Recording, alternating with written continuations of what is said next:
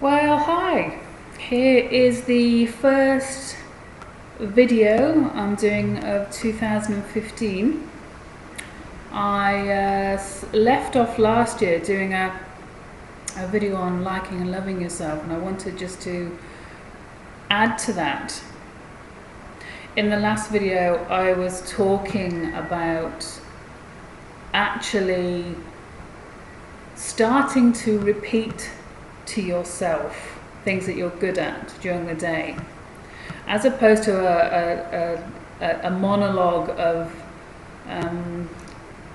self-depreciating comments, to actually try and just be nice to yourself. You know, like you'd compliment a friend or a family member, a lover, a partner, a child. All these things that you actually give out so generously to other people, just accept them back from yourself, especially the inner child stuff. Even if it's only in ever your own mind, and you laugh at yourself and you begin to love the idiosyncrasies of your personality, and all those wonderful unique things that are you, that maybe in your youth, your childhood, your young teens, or even early 20s, people took the mickey, made a joke out of, or whatever. My mother gave me some precious advice many, many years ago when I was a child, or my mother gave me many gems of advice. Some at the time seemed out there and, oh, I don't know about that. But you know, as life goes on and you realise the wisdom of the maturity that these people have, mothers, fathers, people that have been through wars and seen a thing or two. My mum always used to say, laugh at yourself first. You know, be able to always laugh at yourself. See the funny side of you. Even if other people find it difficult, just laugh at yourself. And then, you know, if other people laugh at you, well, you've already done it and been there, and you can laugh along with them, as opposed to kind of taking it a bit too seriously and taking yourself a bit too seriously. My mum's other gem that has seen me very, very well through life is treat people how you would like to be treated. And I wrote something a while ago about a great thing, and again, it's funny now because we're also PC, and we're also worried about the fragility of the mind of our children and whatever. And yes, their wonderful minds are so open, and it's funny that we laugh at the fragility and what we say and do. And then, my own personal opinion here, the education system that's in place, even though it might be somewhat improved, you know, doesn't exactly really tap into an individual unique ability of every child. Of course, you know, that would be very difficult, but I've always said, you know, if you had a few wrecked cars, engines at school, so the boys and the girls could go and kind of mend engines, or have just like natural things about, you know, like gardens, growing. So those kids that are into growing could go and tend the garden at break time, or they could go and tinker with an engine, or they could do, you know, I mean, cookery is a bit different, but yes, you know, they could cook, they could do all kinds of creative stuff. In the break, they could paint, they could draw, they could make music, which I know, you know, a lot of kids can. But I don't know if how many schools have like old cars that kids can kind of mess about with. Anyway, that's off the point. So this idea about treating people like you treat yourself, what I was going to say was my mum. As a child, I had a habit of biting, and I'd bite people. Still like biting now, but you know, I'm far more controlled these days. I just like, you know, stuff with, you know, you sink your teeth into. And I used to bite people and kids and adults and whatever. And my mum tried everything, like you do. You explain why you don't bite and this, that and the other and whatever. And then she came up with this lovely thing when I was very small about, you know, treat people how you want to be treated. You know, do you want to be bitten? Is that what you want? And my mum, when I wouldn't stop biting, actually bit me.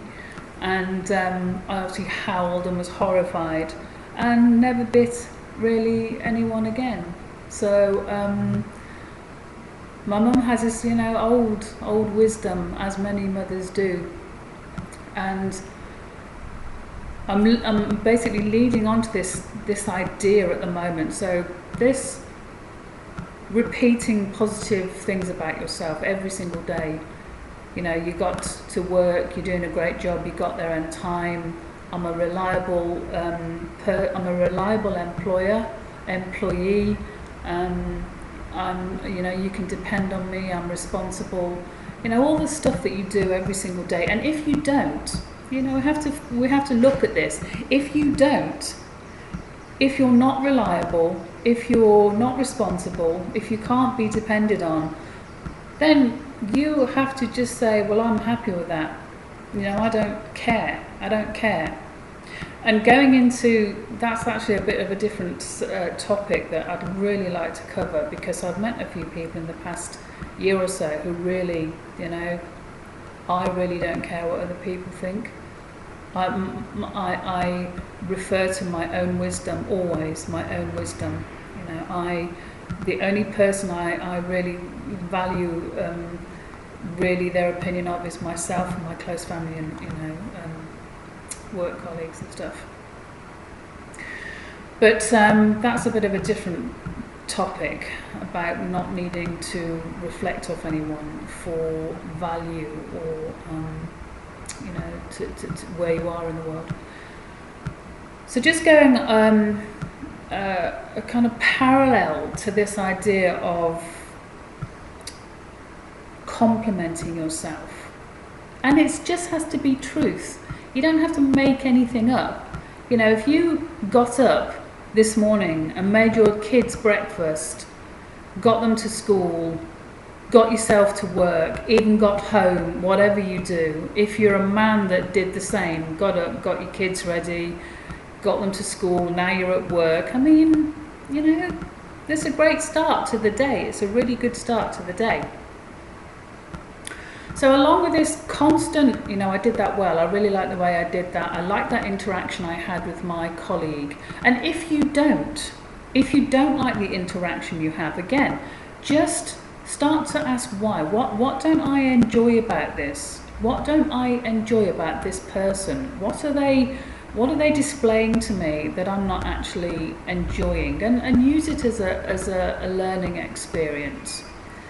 You know, and then I'm working towards this idea about another thing that I used to find really useful to share with people is, what kind of partner would you be to yourself? Would you like to be married to you? Would you like to be a friend, your friend? Are you the type of friend that is, again, reliable? You know, if you say you're going to meet at 10 o'clock on Monday, you'll be there, there's no question. Are you the type of person that lets someone down at the last minute? Oh, I can't make it, you know, you've slept in, you've forgotten, you've double booked, whatever. Are you the kind of person that will listen to your partner, your lover, your friend? Are you a listener? Do you actually truly engage and are present for your significant others or your friends? Do you really listen? Do you sit there and go, okay, you know, this is the love, this is the person I've chosen to marry, this is who I love, or this is my best friend, let me really give them time, him or her time, let me listen to what's really going on? Or are you the type of person that just likes to talk and talk and talk and talk and expect someone's ears to just take it all in, and you know, just kind of sit there, just a listening thing? That's not right or wrong, but again, just, would you like that? Would you like to be talked at for 2 hours? Okay. Would you like, you know, and just think about yourself. Yourself. Would you like to go out with yourself, be married to yourself, be a friend to yourself? You know, would you get on? Would you like to be your own boss? Would you like you as a boss? Would you like you as a parent? So it's a really great reflective, because you think, okay, what am I like? What am I like to be on the receiving end of? What am I like to be on the receiving end of? And I know I've touched on this before, but again, it leads on to, I did on my blog the other day, I wrote a piece about betrayal, serenity beyond betrayal. And it was about just looking at betrayal for what it is. And the conclusion that I came to after my own life and my own experiences of being betrayed is, it's not you doing the betrayal.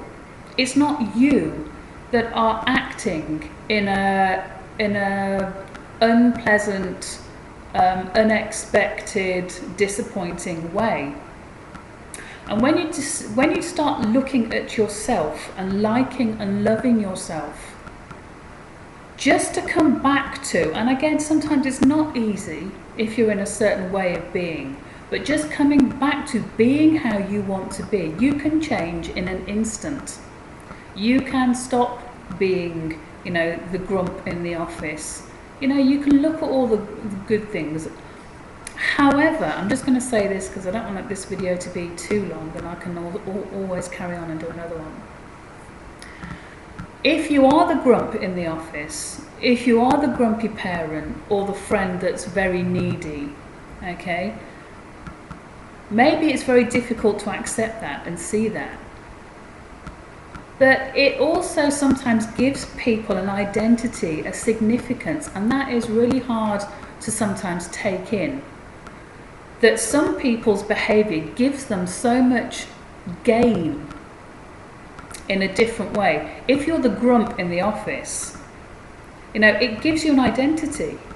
It gives you a label of being something or known for something. And it might seem very bizarre that someone is just known for being the grump in the office, but at least they're something. And boy, have you got to have a lot of compassion for someone if that is the identity that they've been magnetized towards because of what has or hasn't happened in their life. So I'm going to sign off now, just with this idea about, think about what you are like as a friend, a lover, a partner, okay? Just thinking about being on the receiving end of you, and continue the liking, all the stuff that you like about yourself today. And again, in order to do that, move away from comparison. Move away from comparison. You are the unique, no one has DNA like you, okay? You are unique. So move away from comparison. Move away from pressure of being that which really you don't want to be if you weren't told to be like it by the huge multimedia giant that constantly tries to mold us into that which we're not really interested in being. Okay, the mass hypnosis of the multimedia giant that's out there. But move away from comparison. Think about what it's like being on the receiving end of you. Okay, think about what gives you significance. What actually gives you significance? What makes you who you are? Okay, what are you identified with? What are you famous for? You know, and then start that, continue that lovely. I am this, I am that, I am on time, I've got my kids up, I'm working well, I'm being creative.